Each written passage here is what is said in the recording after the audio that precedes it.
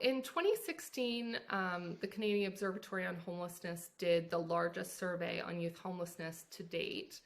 We worked with 1,100 young people across the country to understand what their experience of homelessness looks like.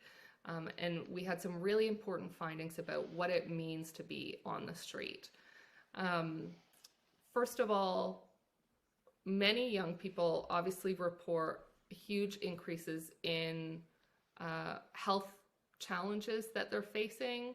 That is sometimes as folks are unable to access a shower, they're not able to get proper rest, enormously high levels of stress, and those kind of conditions create folks that, for example, a cold, which if you're housed might resolve in a week, for a young person who's on the street, it might develop into pneumonia and continue on for many weeks or months.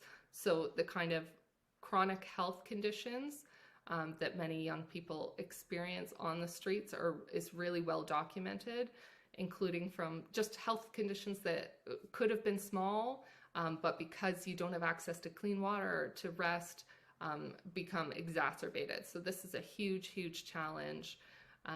And combined with this is, quite frankly, lack of access to food and clean water. So there's been a range of studies looking at nutritional vulnerability. Folks really can't access food that gives them the nutrients they need to do well, to stay in school, to be able to try to transition into employment. Or any of the things that we hope a young person would have the opportunity to do.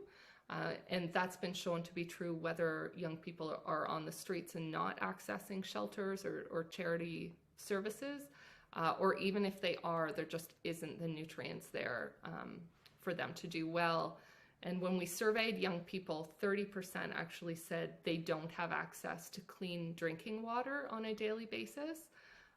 Which is really astounding in a wealthy country like Canada. We've also seen enormous increase in mental health and addictions challenges for young people, in part due to the kind of trauma and stress that young people experience when they lack adequate housing. So we saw in the survey that 42% of young people had actually attempted suicide at least once. 85% are in what we would call like a high symptom distress category. So somewhere between being inpatient or outpatient supports, like for the housed population, really, really high level of stress, of need, and psychological challenges. And again, this is linked to the kind of sexual exploitation and violence and just general abuse that young people face while on the streets.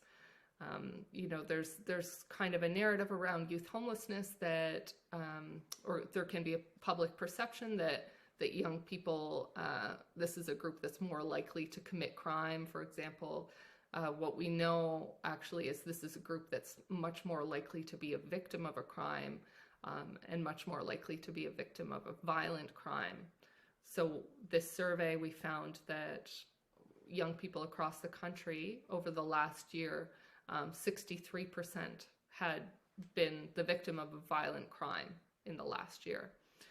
So tremendously high numbers there, and all of these conditions make it really difficult for young people to remain in school or in employment or in training. So school dropouts really high. So the ways in which these kind of challenges feed into each other and make it really difficult for young people to exit into stable housing is an urgent issue.